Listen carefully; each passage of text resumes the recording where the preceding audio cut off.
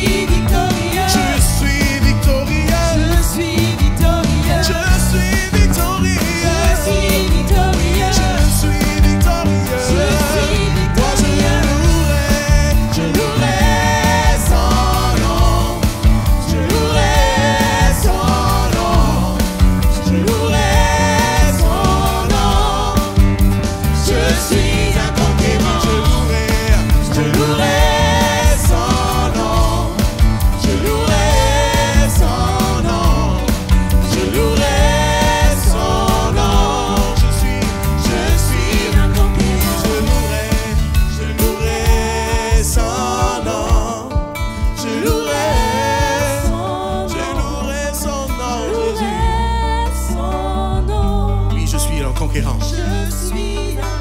Puis je louerai son nom.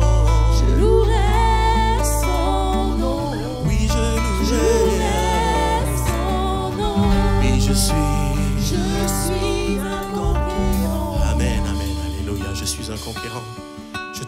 Seigneur.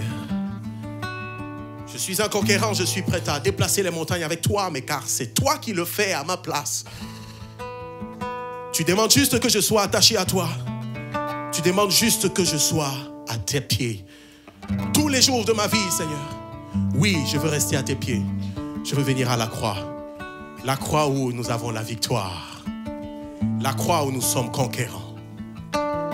Béni soit le nom de Jésus. Tu es notre Rédempteur, le Rédempteur adorable. Un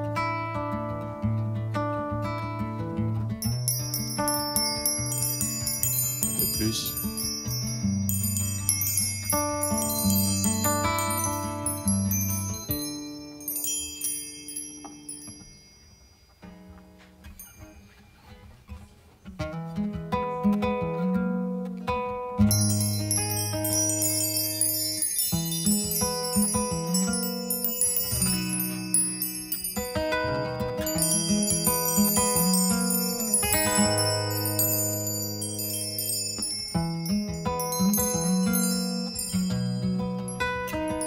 Rédempteur adorable, sur la croix attachée, traité comme un coupable, brisé pour mon péché. Mon angoisse suprême, t'as tout le temps me disent, vois, je t'aime, j'ai pris ton châtiment.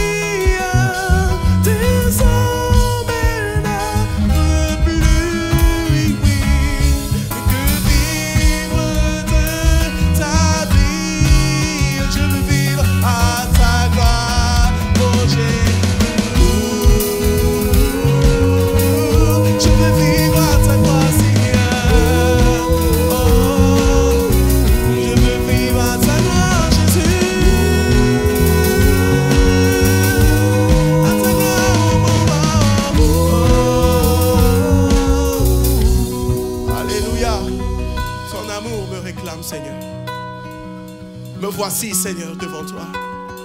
Me voici, cher Sauveur. Prends mon corps et prends mon âme. Alors qu'on va prendre le pain et le vin maintenant, on se souvient que c'est le corps de Jésus-Christ qui a été meurtri à la croix. Quand on va prendre le vin, on va se souvenir qu'il s'agit de son sang, le sang de la nouvelle alliance. Jésus est le Rédempteur adorable. Il est venu pour toi, il est venu pour moi.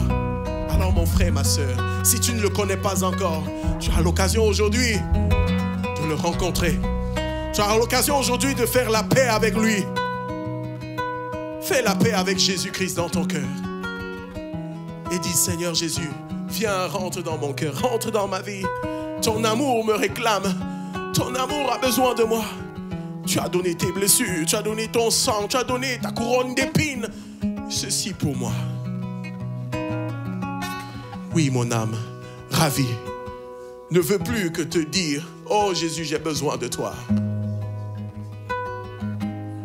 Alors, prends un temps devant le Seigneur maintenant.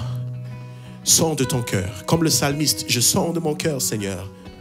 Regarde si je suis sur une mauvaise voie. Et je veux me détourner de ce chemin pour venir à toi. Quand on vient à Jésus, on se sépare de son ancienne vie. On se dépouille de ce que nous sommes. Alors prends du temps devant le Seigneur.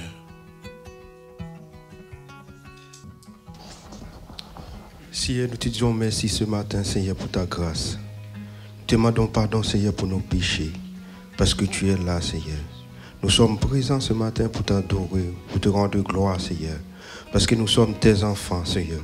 Tu nous as pris soin chaque instant, chaque moment, Seigneur, parce que nous ne sommes pas dignes pour te louer, Seigneur, mais tu ne nous abandonnes jamais sur notre route, Seigneur. Merci pour ces moments, Seigneur, que nous avons vécu ensemble, Seigneur. Merci pour tout, Seigneur.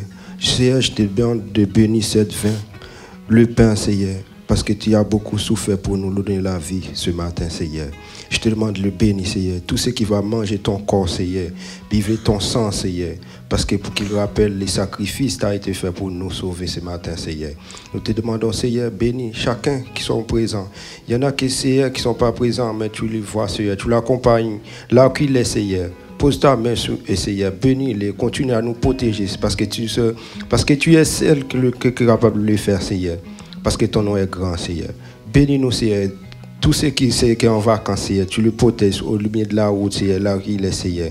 Pardonne-nous, Seigneur, pardonne nos péchés, Seigneur, parce que nous ne sommes pas dignes encore, Seigneur, pour te louer. Nous sommes tous péchés, Seigneur, mais tu nous as fait grâce, tu nous as pardonné chaque instant, chaque moment, Seigneur, dans le nom de Jésus. Amen. Amen. Je vais nous demander de rester debout. Nous qui avons donné notre cœur et fait la paix avec Jésus-Christ. Nous aussi qui avons, par obéissance, décidé de passer dans les eaux du baptême.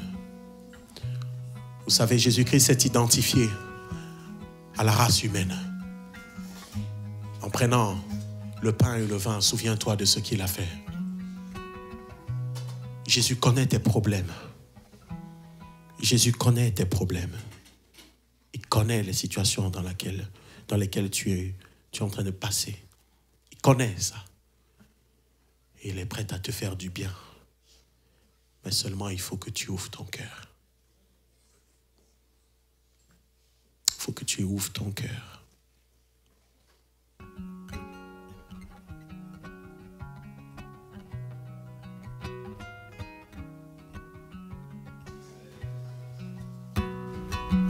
Qui suis-je pour que le roi des cieux ouvre ses bras?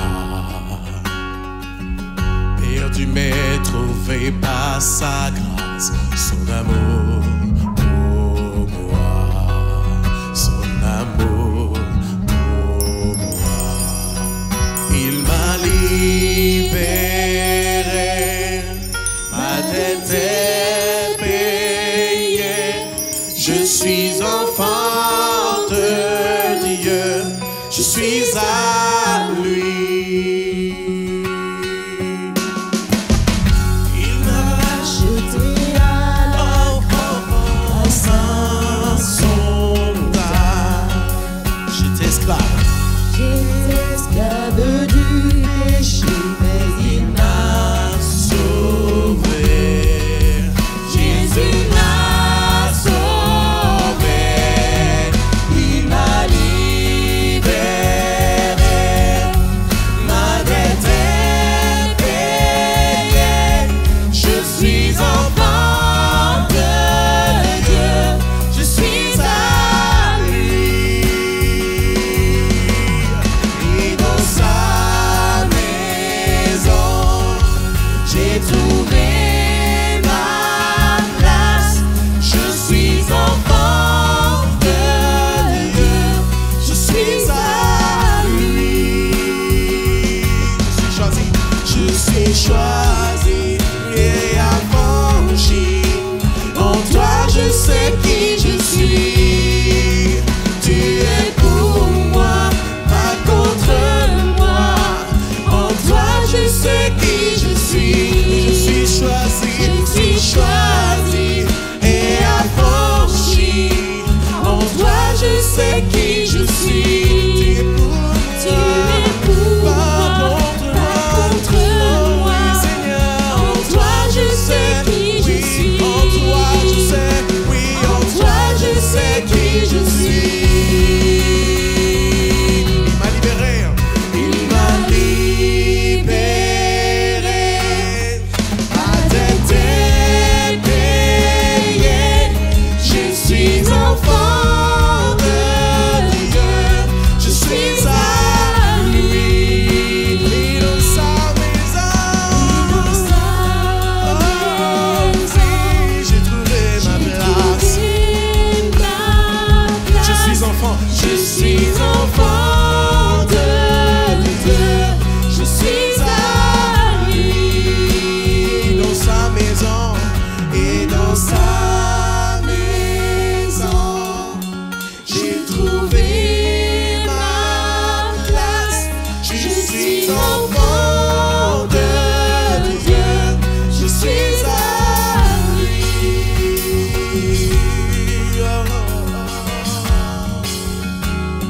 Seigneur,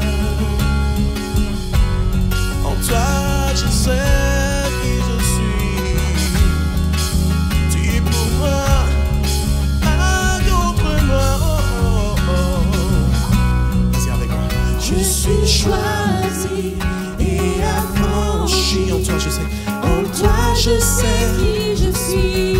Tu es pour moi. Tu es pour moi, pas contre moi. En toi je sais. Je sais qui je suis. Vas-y encore, je suis choisi. Je suis choisi et affranchi. En toi je sais qui je suis. Tu es pour moi. Tu es pour moi. Pas contre moi. Pas contre moi. En toi je sais qui je suis. Je suis choisi encore. Je suis choisi et affranchi. En toi je sais qui je suis. Tu es pour moi, pas contre moi. En toi je sais qui je suis. En toi je sais. En toi je sais qui je suis. Il m'a libéré. Ma dette est payée. Je suis enfant de Dieu. Je suis à lui. Et dans sa maison, j'ai trouvé ma place. Je suis enfant de Dieu. Je suis à lui. Dans sa maison, et dans sa maison, j'ai trouvé ma place. J'ai une place dans ton cœur, Seigneur. Je suis enfant. Je t'appartiens, Seigneur. Dieu. Je suis à lui. Tu as trouvé une place dans le cœur de Jésus-Christ. Tu lui appartiens désormais. Tu n'es plus à toi seul. Alors ne fais pas de ta vie ce que tu veux. Ta vie lui appartient. Ta vie lui appartient. Lève-toi contre ce qui t'attache encore et dis non, Seigneur, je refuse d'être dans la péché. Je t'appartiens désormais, Seigneur. Je suis à toi. C'est pour moi que tu es venu sur terre. C'est pour moi que tu es venu sur terre. Alors Jésus-Christ, oui, ma vie t'appartient. Ma vie t'appartient. Ma vie t'appartient. Tu es pour moi, Seigneur. Tu n'es pas contre moi. En toi, en toi, en toi, je suis choisi. Oui, Seigneur. Et affranchi. En toi, je sais. En toi, je sais qui je suis. Tu es pour moi. Tu es pour moi. Tu n'es pas contre Pas moi. contre moi. En toi, je sais. En toi, je sais qui je suis. Jésus est pour toi. Il n'est pas contre toi. Il y a une seule personne qui est contre toi et contre ta destinée. C'est l'ennemi. Si tu regardes les maladies autour de toi, si tu regardes les vols, si tu regardes toutes ces sociétés accablées, il ne s'agit pas de Dieu. Ce n'est pas Dieu qui l'a fait. C'est la décadence de l'homme. Et c'est l'ennemi qui a pris le contrôle. La Bible dit que Dieu a donné le pouvoir, la domination à l'homme. Mais l'homme en péchant, il a cédé cela à Satan. Mais maintenant, Jésus, Dieu nous redonne tout. Car tout est accompli en Jésus. Tout est accompli en Jésus-Christ. N'aie plus peur. Quand tu regardes les maladies, les malades, les souffrants, dis Seigneur Jésus, tu as encore une chose à faire dans leur vie. Comme Pierre, dis à ce malade, à cette personne handicapée, lève-toi au nom de Jésus et marche. Tu portes avec toi et en toi le nom de Jésus. Tu n'es plus esclave. J'appartiens à Jésus. Je suis choisi et affranchi. En toi, Seigneur, je sais qui je suis. Alléluia. Alléluia. Alléluia. Seigneur, merci pour ton sacrifice parfait. Celui qui nous permet d'être appelés enfants de Dieu. Merci Seigneur, parce que c'est ton nom que nous célébrons en ce moment. C'est ta personne Seigneur que nous voulons honorer encore aujourd'hui. Merci mon Dieu, parce que du lever du soleil jusqu'à son coucher, tu nous tiens dans le creux de ta main. Tu nous conduis, tu nous gardes. Tu fais au-delà de ce que nous pouvons penser. Seigneur, nous voulons simplement te dire que nous t'aimons. Nous t'aimons de toute notre force, de toute notre âme. C'est vrai, qu'importe ce que nous pouvons vivre, nous voulons déclarer que tu es notre Dieu, que tu es notre Seigneur. Et nous voulons dire, Seigneur, devant le monde entier, qui te célèbre encore aujourd'hui, que tu es Adonai, celui qui est, qui était et qui vient. Alléluia. Alléluia. Béni soit ton nom, Seigneur Jésus. Nous t'honorons, pas seulement avec notre lèvre, mais avec notre corps, avec notre âme, avec tout ce qui est en nous, Seigneur. Reçois la louange de notre cœur. Au nom de Jésus, j'ai prié. Amen. Ma parole est la vie. Ma parole est source de vie. Mes regards qui sont fixés sur toi ne sont pas des regards qui te jugent, qui te condamnent, mais qui voient ta tristesse, enveloppée de la tristesse, cherchant à te complaire dans cette tristesse parce que ton raisonnement met devant toi des faits réels de la vie. Mais je suis plus que ces faits. Je suis la vie et je donne la vie. Alors cesse de te justifier et d'être esclave de la culpabilité à cause des échecs, mais au contraire, considère que je suis venu pour toi, et il n'y a aucun problème, aucune difficulté qui me dépasse. J'ai tout. Si je suis la vie, c'est que je désire te donner la vie et la vie en abondance. Et cette vie, c'est une vie qui te comble, tant sur le plan du corps, de l'âme et de l'esprit. Puisses-tu ce matin encore faire un pas de foi et considérer que Emmanuel, Dieu avec nous, désire être avec toi dans les moments que tu traverses, mais il te demande de placer cette foi dans la parole, sa parole qui est source de vie et qui est vie. Amen. Amen. Amen. Nos frères vont passer pour récolter ce que vous avez prévu pour la maison de Dieu. Je veux juste attirer notre attention sur ce fait. Les offrandes que nous donnons,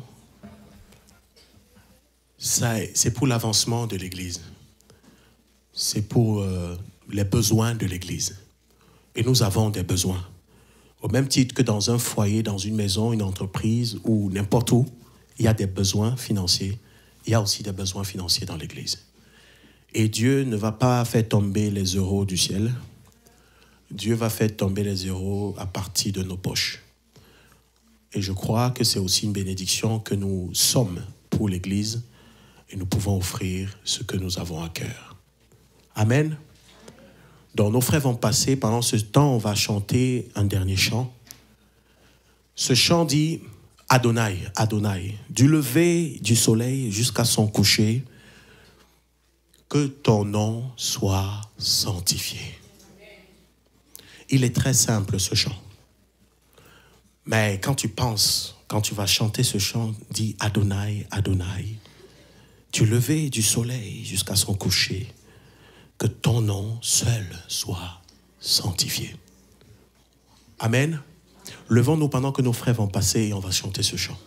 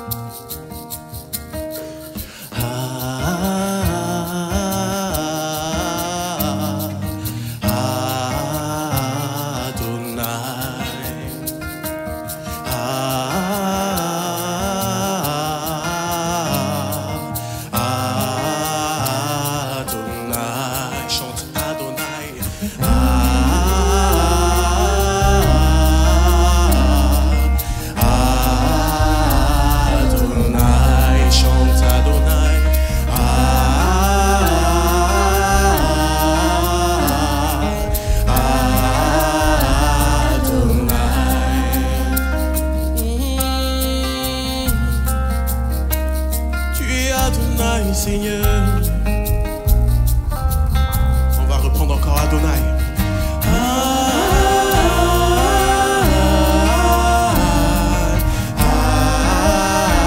Adonai, chante Adonai.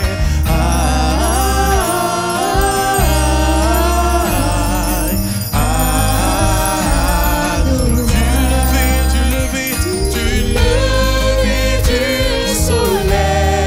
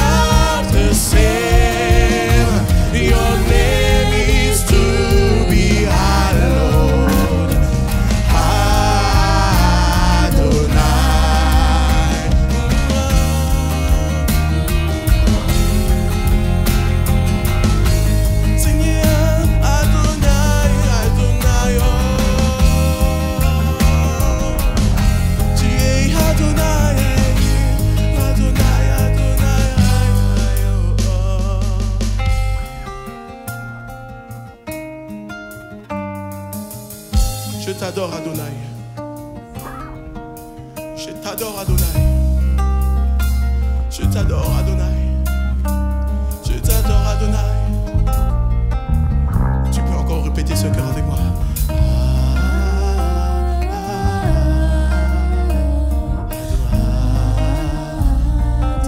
Nous adorons Adonai, Adonai.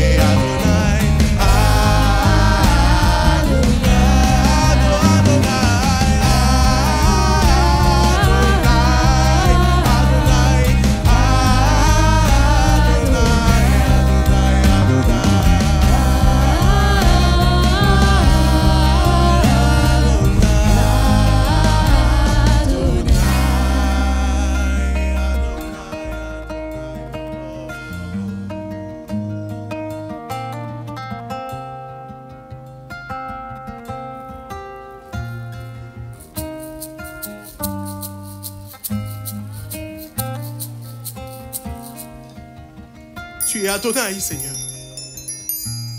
Personne ne peut se comparer à toi. Qui dans les cieux et sur la terre peut se mesurer à toi? Qui peut accomplir la moindre chose que tu as faite, Seigneur, dans nos vies? Tu es Adonai. Alors, Seigneur, que du lever du soleil jusqu'à son couchant, tout être vivant dise: Saint est l'Éternel. Ton nom soit sanctifié. Car même la génération actuelle se lève. Même, Seigneur, la nature se met en accord avec cette prière. Adonai, Saint, Saint l'Éternel. La terre est remplie de ta gloire. La terre est remplie de ta gloire. Tout être vivant incarne réellement ce que tu es. Même si l'homme te rejette, en lui il y a la semence de Dieu. Même si tout homme te rejette et te bannit, en lui, il y a la conscience. Il y a une part de Dieu en lui. Alors je ne peux pas me taire. Je ne peux pas me taire. Je veux te louer et je veux t'adorer. Je veux te louer et je veux t'adorer. Adonai, Adonai, Adonai. Seigneur, nous voulons te louer. Te rendre grâce, Seigneur, pour ces instants bénis que nous passons ensemble, en famille. Seigneur, nous voulons témoigner, comme le dit ce chant. Seigneur, nous sommes ces rachetés. Nous savons qui nous sommes en toi. Parce que par amour, Seigneur, tu nous as tout donné. Tu nous as donné ta vie. Seigneur, ton sang a coulé pour nous et nous le reconnaissons. Seigneur, et parce que nous sommes ces rachetés, nous pouvons avoir nos cœurs en fusion avec le tien. Seigneur, que ton esprit bénisse chacun ce matin. Seigneur, nous voulons, Seigneur, que ce message soit connu et reconnu de tous. Il y a encore des âmes, Seigneur, qui ont besoin, Seigneur, d'entendre ce message. Et nous te demandons, Seigneur, de bénir, Seigneur, ces dons. Seigneur, qu'ils servent à la proclamation de ton évangile, de ce beau message. Amen.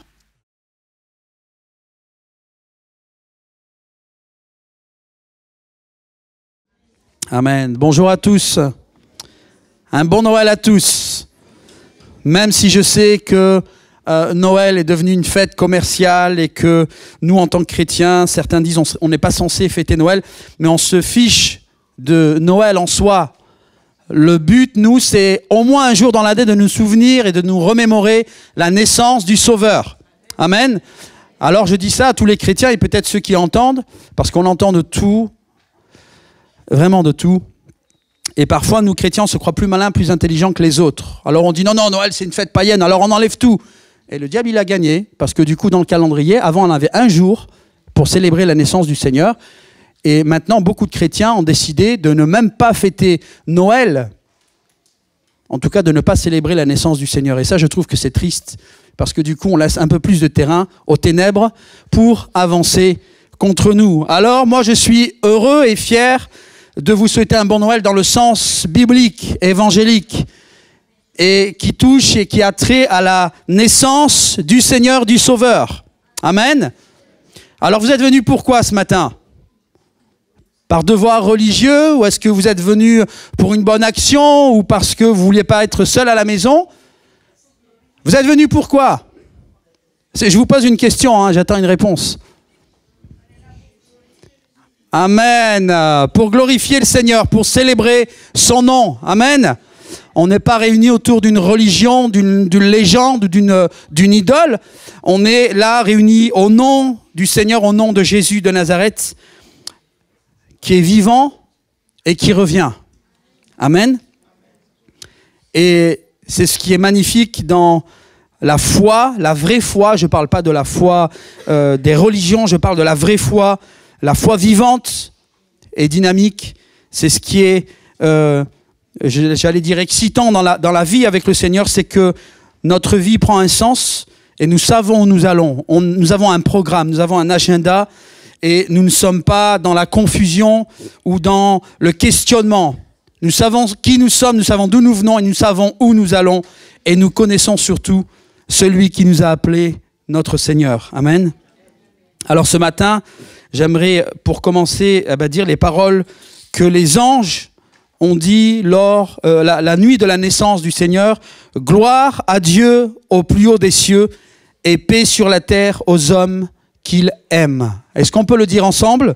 Gloire à Dieu au plus haut des cieux et paix sur la terre aux hommes qu'il aime. Amen.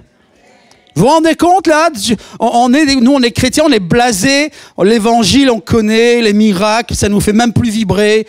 Et puis là c'est des anges, une multitude, donc c'est des milliers d'anges qui arrivent la nuit de la naissance du Seigneur dans les champs où les bergers étaient en train de paisser leurs troupeaux.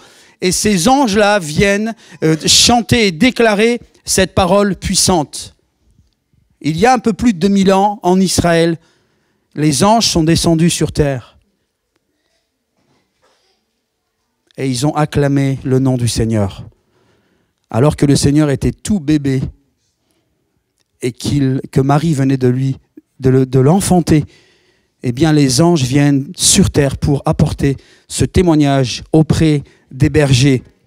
Et là aussi, il y a un symbole, c'est pas anodin, les bergers qui lui est justement le grand berger de tous les hommes. Et vous voyez, dans cette déclaration, c'est paix sur la terre aux hommes qu'il aime. Alors je défie quiconque sur cette terre de dire que Dieu n'est pas amour. Oui, Dieu est amour. On ne peut pas mettre sur le dos de Dieu la folie des hommes. Mais Dieu le déclare et les anges le déclarent de sa part. Dieu aime les hommes. Et un texte dit même que Dieu aime les hommes ardemment. Et c'est la raison pour laquelle il est venu dans le corps d'un homme, il s'est fait homme et il a envoyé celui qu'on appelle son fils, Jésus-Christ, Jésus de Nazareth. Amen. Alors, ma femme m'a dit ce matin, il ne faut pas que tu sois long, hein, parce que c'est Noël. Alors je lui ai dit, ouais, tu sais, moi, je ne suis pas pour les apéritifs et le snack. Moi, si je prépare, c'est pour manger. Mais je vais faire un effort ce matin, je vais m'efforcer de faire rapide. Mais on ne peut pas s'empêcher de lire la parole parce qu'elle parlera mieux que moi. Si on peut ouvrir la parole dans Ésaïe 42, Ésaïe chapitre 42, versets 5 à 9. Je vous encourage à lire ce livre, le livre du prophète Ésaïe qui est vraiment puissant. Et on ne l'appelle pas le 5e évangile pour rien.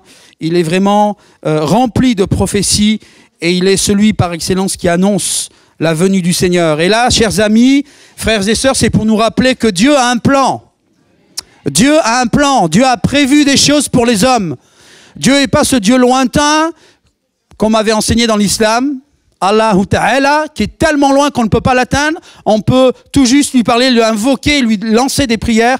Non, le Dieu de la Bible, le Dieu qui a créé les hommes est vivant et il est près des hommes. Alléluia. Et ce Dieu avait de toute éternité un plan. Il ne s'est pas trompé, il ne s'est pas dit « Ah mince, qu'est-ce que j'ai fait là? Les hommes, ils ont fait n'importe quoi. » Non, non, Dieu n'est pas pris au dépourvu. Ne pensons pas, ne donnons pas à Dieu l'image que nous pouvons donner aux hommes. Dieu n'est pas un homme. Dieu est parfait. Il est la perfection même. Et ce texte que nous allons lire, je vous demande de vraiment être attentif parce qu'il est chargé, il est puissant, et il est chargé de prophétie et de symbolique, mais aussi de sens, parce que c'est exactement ce qui va se passer dans l'histoire lorsque Jésus va naître quelques 800 ans, à peu près, un peu moins peut-être, 800 ans plus tard. Et c'est ce que Ésaïe annonce dans cette prophétie. Lisons donc Ésaïe 42 à partir du verset 5. « Car voici ce que dit l'Éternel, Dieu, qui a créé les cieux et les a déployés, lui qui a disposé la terre avec tout ce qu'elle produit, qui a donné la vie aux hommes qui la peuplent et le souffle de vie à ceux qui la parcourent. Moi, l'Éternel, moi, je t'ai appelé dans un juste dessein, un plan, un dessein. Et je te tiendrai par la main, je te protégerai et je t'établirai pour conclure une alliance avec le peuple. Avec le peuple, vous entendez bien? Écoutons la suite.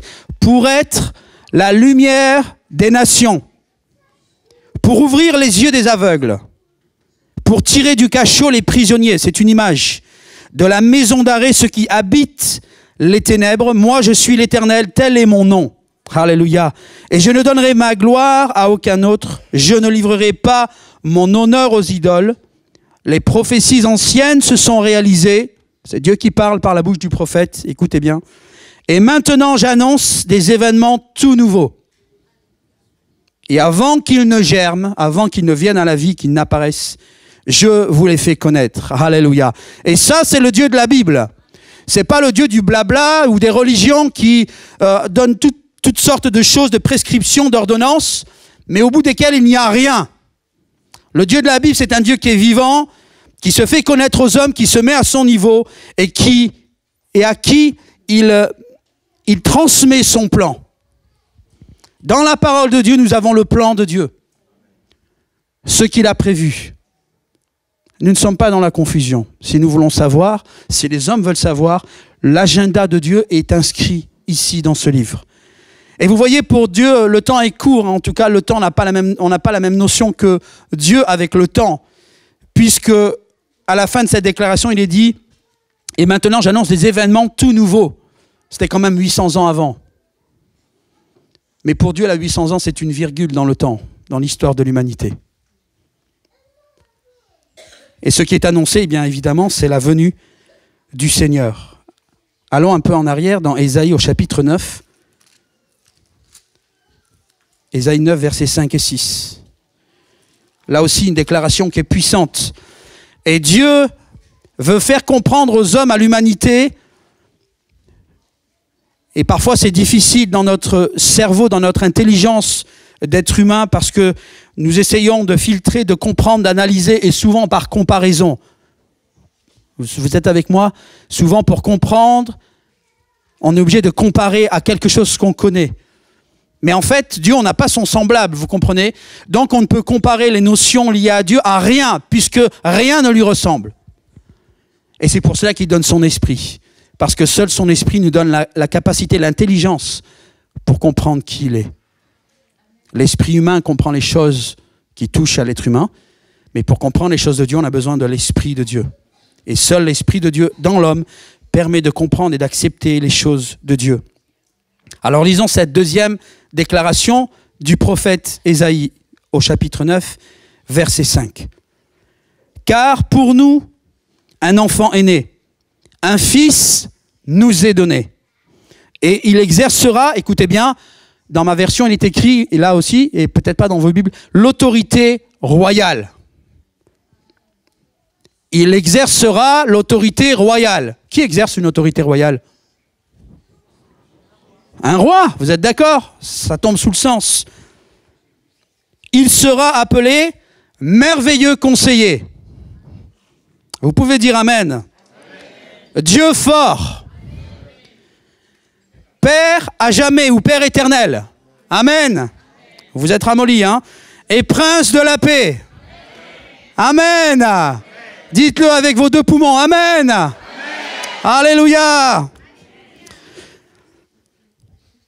Il étendra sans fin la souveraineté, c'est-à-dire son pouvoir, son règne, et donnera la paix qui durera toujours. Alléluia. Et là, le prophète, vous comprenez qu'il n'annonce pas seulement un homme. Le prophète n'annonce pas seulement un autre prophète, mais il annonce quelqu'un de spécial, de particulier, d'unique en son genre. Puisque celui qui va naître possède par Dieu et par ses prophètes des titres qu'aucun autre homme sur la terre n'a pu porter et ne pourra porter. Parce que tous ces attributs, ces titres qui sont donnés, ce sont des titres divins. Et pas seulement divins, on comprend que celui qui va naître sera un roi. Il exercera l'autorité royale. Et quand on considère la parole de Dieu et le plan de Dieu, le message de l'évangile et toute cette notion de royaume avec un petit R et avec un S, des royaumes, les royaumes d'ici-bas, les gouvernements actuels, les gouvernements passés, ce sont des royaumes. Et ces royaumes, malheureusement, ne marchent pas dans le même sens que le royaume de Christ. Ils vont même à l'inverse, à l'encontre du royaume de Dieu. Et c'est pour cela que Christ va réapparaître bientôt. Et il est dit qu'il va venir combattre avec les élus les royaumes qui se seront levés contre lui. Et chaque royaume ici-bas aura à se prononcer, à se positionner quant à Christ. Et ils le font. Année après année, le temps passe et le plan de Dieu s'accomplit. Christ est à la porte, il revient bientôt. Nous savons qu'il revient, c'est une promesse. Et ce qu'il dit, il le fait.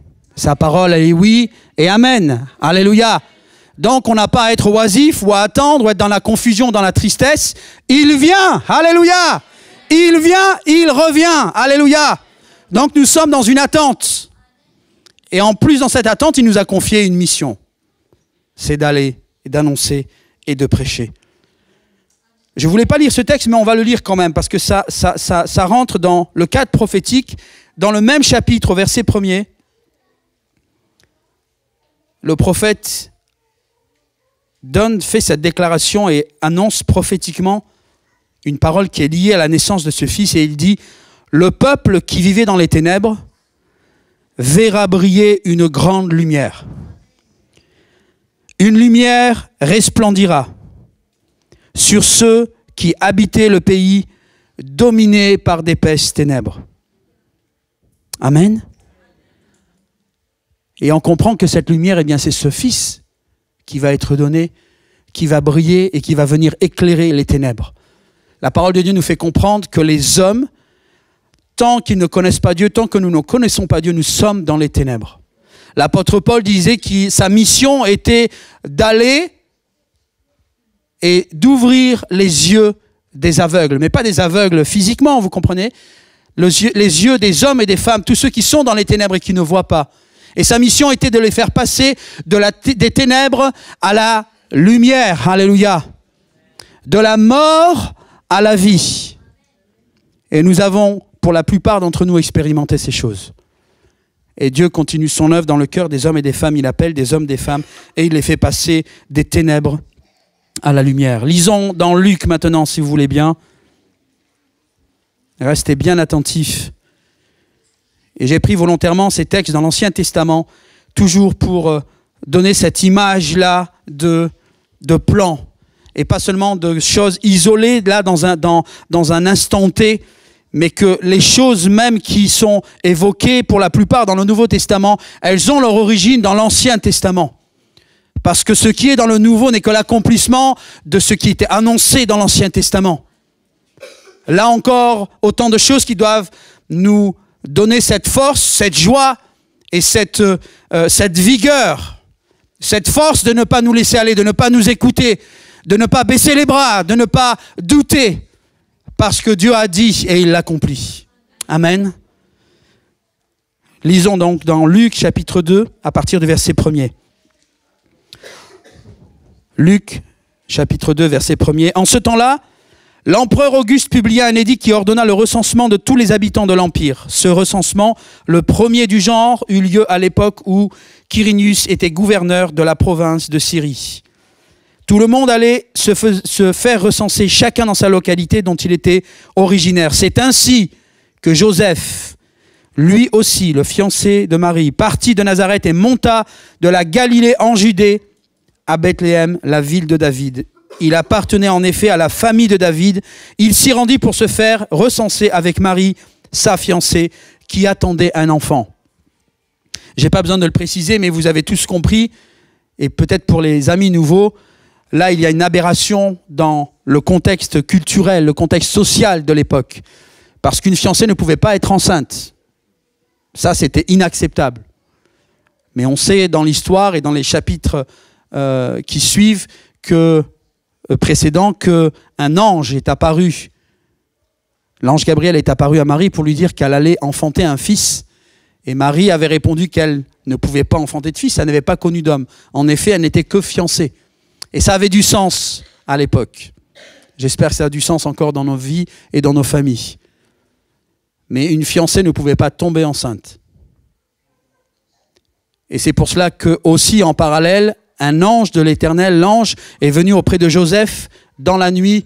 Et Joseph a eu un rêve dans lequel cet ange lui a parlé, lui a dit « Ne t'inquiète pas concernant Marie, le fils qu'elle a vient du Saint-Esprit. » Parce que Joseph comptait la laisser aller pour ne pas l'exposer à l'opprobre.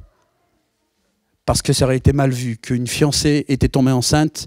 Ça voulait dire soit que Joseph et Marie avaient eu déjà des relations avant mariage, ou que Marie peut-être avait eu des relations ailleurs, vous comprenez? Alors les choses étaient réglées de cette manière. Cet ange est intervenu pour rassurer Joseph. Verset 6, or durant leur séjour à Bethléem, arriva le moment où Marie devait accoucher. Elle mit au monde un fils, son premier-né, comme il avait été annoncé. Elle lui mit des langes et le coucha dans une mangeoire parce qu'il n'y avait pas de place pour eux dans la pièce réservée aux hôtes. Dans les champs environnants, écoutez bien frères et sœurs, et c'est ça qui est juste extraordinaire, parce que ce n'est pas commun.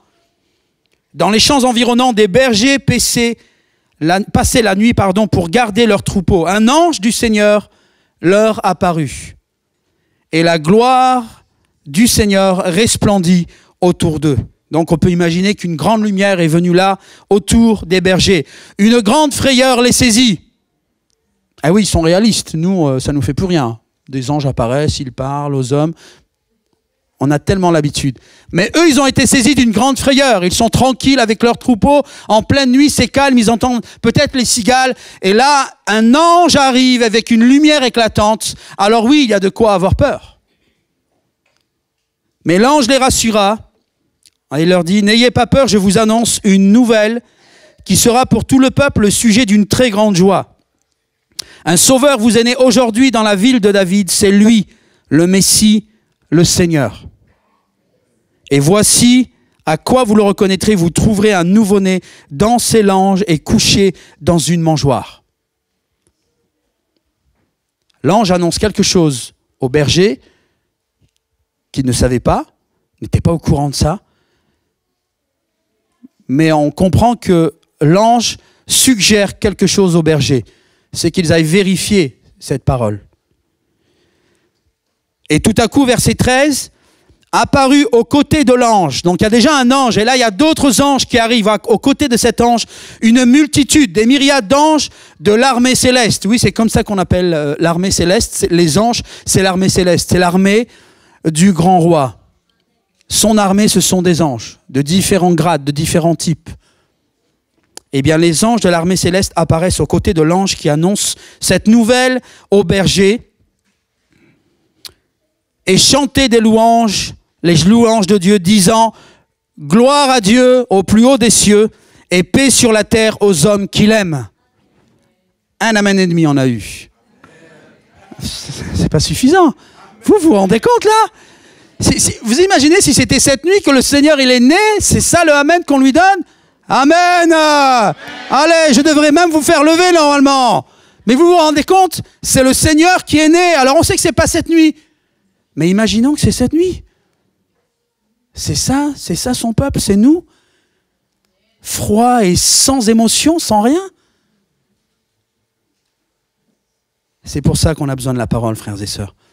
C'est pour pas qu'on se ramollisse et qu'on s'endorme. Et pour qu'on arrête de penser que tout est indu et que tout est normal. Parce que là, on a un pied, et j'allais dire même les deux pieds dans le surnaturel. Le surnaturel est venu jusqu'à nous. Amen. Quand les anges les eurent quittés pour retourner au ciel, les bergers se dirent l'un à l'autre, « Allons donc jusqu'à Bethléem pour voir ce qui est arrivé, ce que le Seigneur nous a fait connaître. » Ils n'avaient pas de doute que ça venait du Seigneur. Ils se dépêchèrent donc d'y aller, trouvèrent Marie et Joseph avec le nouveau-né couché dans une mangeoire. Quand ils le virent, ils racontèrent ce qui leur avait été dit au sujet de cet enfant. Tous ceux qui entendirent le récit des bergers en furent très étonnés. Marie, elle, conservait le souvenir de toutes ces paroles et y repensait souvent. Les bergers s'en retournèrent, louant et glorifiant Dieu au sujet de tout ce qu'ils avaient vu et entendu. C'était bien ce que l'ange leur avait annoncé. Amen. J'espère qu'ils avaient pensé aux troupeaux, parce que du coup ils sont partis, mais qui gardait les moutons? En tout cas, ils ont laissé les troupeaux et ils sont partis voir ce qui se passait. C'était trop grand pour rater un tel événement. Alors vous allez me dire, mais ok, c'est un message de Noël, c'est toujours la même chose. Ben non, c'est pas toujours la même chose, frères et sœurs. Si j'ai voulu faire une petite rétrospective depuis l'Ancien Testament jusqu'à maintenant, c'est pour que je termine en allant sur du concret. Ce fils qui est né a grandi, a commencé son ministère à l'âge de 30 ans. Et il a manifesté la puissance de Dieu. Il a accompli 4 miracles en particulier dans l'évangile de Marc, Marc 4. 4 miracles qui nous montrent que nous n'avons pas affaire à un homme, ni même à un prophète. Parce que les 4 miracles accomplis par Christ étaient des miracles qui relèvent d'un pouvoir divin. Le 5e étant le pardon des péchés. Jésus donc exerce son ministère avec la présence de ses disciples.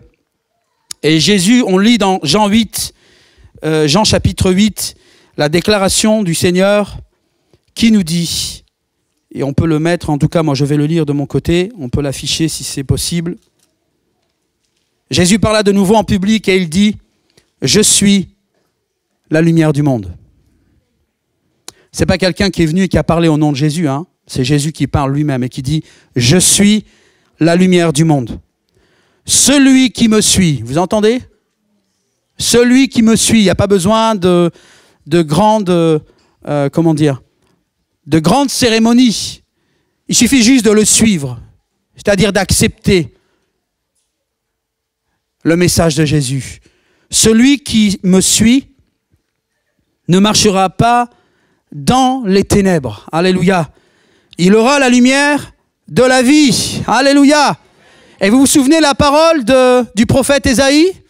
La lumière se lève sur le peuple qui est couché dans les ténèbres. Et la lumière apparaît, elle est là. C'est Christ lui-même. Et vous pouvez imaginer, pour ceux qui connaissaient les Écritures, dans le contexte juif de l'époque, combien ça devait être détonnant ces déclarations. Parce qu'ils avaient connaissance de la Torah, connaissance des paroles du prophète Ésaïe, connaissance de la prophétie d'Ésaïe, qui annonçait qu'une lumière allait se lever dans les ténèbres et qu'une grande joie allait saisir le peuple. Eh bien, cette lumière se présente à eux. Je suis la lumière du monde. Pas seulement la lumière des Juifs, comme certains veulent le faire penser ou le faire croire. Jésus est venu, oui, pour les Juifs, premièrement, mais il est venu pour les nations.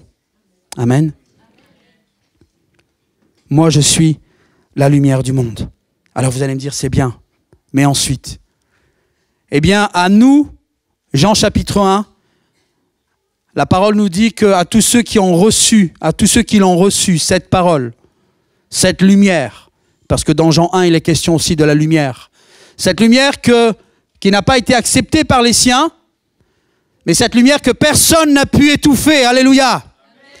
Une lumière qu'ils n'ont pu étouffer. Parce qu'on ne peut pas étouffer la lumière. Vous avez déjà essayé?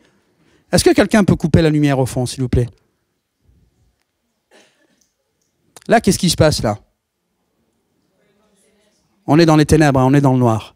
On peut remettre la lumière? Et là, qu'est-ce qui se passe? Et où sont les ténèbres? Pourquoi? Vous avez compris? Si maintenant je voulais apporter les ténèbres ici, là, mais je ne peux pas, c'est pas possible. Il y a la lumière. Est-ce que je peux apporter une lampe de ténèbres ici dans la pièce? Ben, c'est pas possible. Il faut être fou. Vous comprenez le sens que la lumière est là? On ne peut pas éteindre. En tout cas, les ténèbres ne peuvent pas éteindre la lumière. Mais la lumière, par contre, estompe et éteint les ténèbres. Alléluia. Et c'est pour cela, frères et sœurs, que la lumière, elle aura toujours le pouvoir et le dessus sur les ténèbres. Même si dans le monde, on voit la folie des hommes et du diable au travers des hommes, et parfois on pourrait baisser les bras et dire, et je vous raconterai une anecdote, un petit témoignage juste après, on pourrait dire, oui, Dieu nous a abandonnés. En fait, la parole nous dit que Dieu est vainqueur, la lumière est plus puissante que les ténèbres, mais tout ce qu'on voit, c'est que les ténèbres ont le dessus à cause de tous les désastres qu'on voit dans ce monde. Mais vous savez, frères et sœurs, ce qui compte, ce n'est pas ce qui se passe toujours dans l'instant T, c'est la finalité de tout cela. Parce que sur le chemin, oui, on aura peut-être l'impression que la lumière a été éteinte et que les ténèbres ont pris le dessus, mais ce n'est qu'une impression. Parce que dans l'accomplissement du plan, c'est la lumière qui vaincra. Amen. Et je termine avec cela, à tous ceux qui l'ont reçu, cette lumière, cette parole, elle a donné le pouvoir de devenir enfant de Dieu. On ne naît pas enfant de Dieu. Hein. On est à la naissance, le verbe naître, tous des créatures de Dieu, quel que soit notre peuple. On est tous créatures de Dieu. Mais en termes d'enfants, d'appropriation, il faut un miracle. Et c'est le miracle de l'Esprit de Dieu. Et le moyen nous est donné dans la parole, à bon entendeur salut, pour ceux qui suivent aussi sur Internet. Si tu veux devenir enfant de Dieu, eh bien il faut que tu suives celui qui est la lumière. Et tu ne marcheras plus dans les ténèbres. Et alors tu deviendras enfant de Dieu. C'est automatique. Et c'est la seule chose et la seule condition qui donne à un homme, une femme, le statut d'enfant de Dieu. Et quand c'est acquis, mon frère, ma sœur. À moins qu'un jour tu ne te détournes et que tu rejettes Dieu de ta vie, Dieu ne te quittera jamais. C'est comme une alliance, c'est une alliance. Il n'est pas censé d'avoir de séparation. Et à cela en plus, qu'est-ce qu'il est dit? On va terminer, peut-être on va lire ce texte et on terminera avec ce texte. Matthieu 5, verset 14.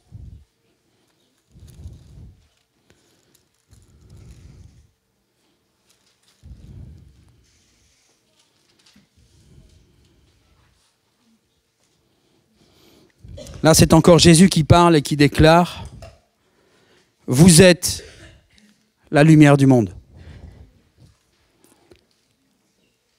Une ville au sommet d'une colline n'échappe pas au regard. Il en est de même d'une lampe. Si on l'allume, ce n'est pas pour la mettre sous une mesure à grains ou sous le boisseau, ce petit gobelet-là. Au contraire, on la fixe sur un pied de lampe pour qu'elle éclaire tous ceux qui sont dans la maison. C'est ainsi que votre lumière doit briller devant tous les hommes pour qu'ils voient le bien que vous faites et qu'ils en attribuent la gloire à votre Père céleste. Amen. Nous sommes donc quoi? Il n'y a pas tous convaincus là. Oh, il y a un qui a dit ça en bâillant là même. Est-ce qu'on peut dire nous sommes la lumière du monde? Amen. Je suis la lumière du monde. Amen. J'espère que ce n'est pas que des paroles. Hein. Il faut garder ça. Et ça ne veut pas dire qu'on est des lumières, qu'on est les plus intelligents. Non, non. Nous sommes la lumière du monde par la grâce de Dieu parce qu'il nous a sauvés et qu'on marche à la suite de la lumière. Alors nous avons reçu le statut d'enfant de Dieu et nous devenons la lumière. Voyez ces petites lumières là? Eh bien c'est nous, c'est vous là sur la terre. Vous êtes la lumière du monde. Comme une lampe en haut d'une colline. Si vous êtes dans le noir, dans une forêt ou à l'extérieur en tout cas, et que vous vous êtes perdu, vous allez chercher quoi? Vous allez chercher la lumière. Et une lumière sur une colline sera toujours... c'est impossible de la rater. Eh bien, c'est ce que ta vie, elle représente, mon frère, ma sœur. Pas parce que tu fais de bonnes actions, pas parce que tu es intelligent, tu as fait de grandes études, non. Juste parce que tu as choisi de suivre Christ. Tu es cette lumière. Amen. Ça veut dire que personne ne peut se mettre de côté. Cette lumière, elle est notre vie maintenant, elle est notre partage à tous et chacun. Pourquoi je parle avec tant de hardiesse? Parce que je vois ce qui se passe, en fait, dans notre monde. Je vois ce qui se passe dans nos sociétés et combien on fait la promotion des ténèbres, justement. Et que tout est fait pour que la lumière recule. Et si nous, le peuple de Dieu, on n'est pas capable de maintenir le cap pour que la lumière continue de briller, eh bien les ténèbres vont grandir et s'épaissir et prendre de la place. Et prendre ta place, prendre notre place. C'est pour cela que nous avons le devoir de nous tenir dans le Seigneur et de continuer de briller. Là, en venant ce matin, eh bien, nous brillons. Nous brillons ici malgré tout dans ce quartier.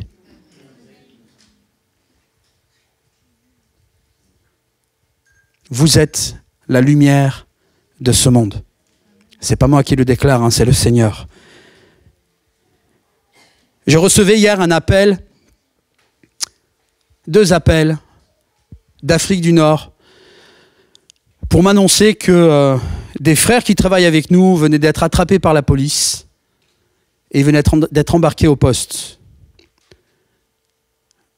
Et tout a été saisi, tout notre matériel lié au travail qu'on fait dans les médias, tout le matériel a été saisi, disque dur, ordinateur, tout. Et juste après, le frère me rappelle pour me dire, eh bien écoute, d'autres ont été pris déjà il y a quelques jours. Et c'est une église en ce moment qui est visée. Il y a une 20aine d'églises déjà qui sont fermées. Là, je vous parle de l'Algérie. 20 églises déjà fermées. Et c'est pas terminé, ça continue.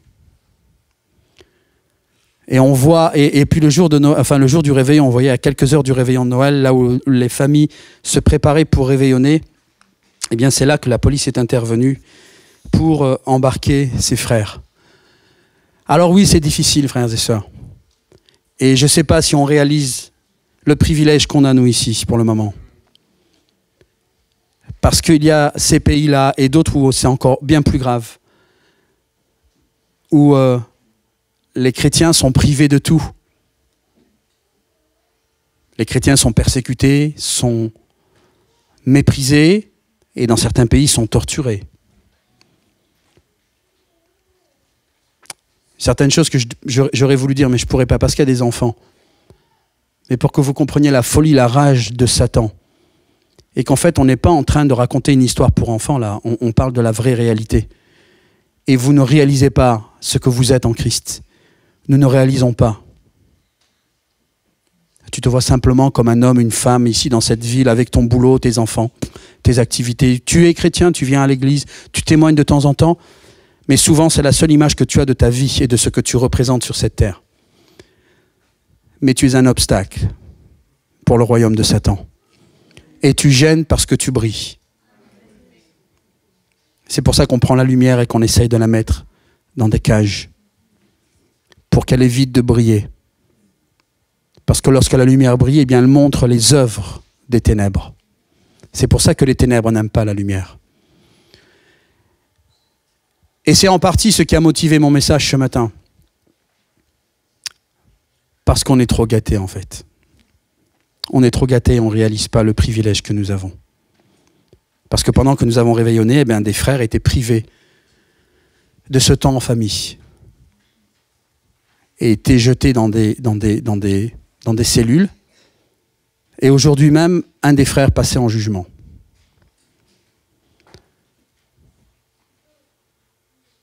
Alors toutes ces choses, eh bien, ça me fait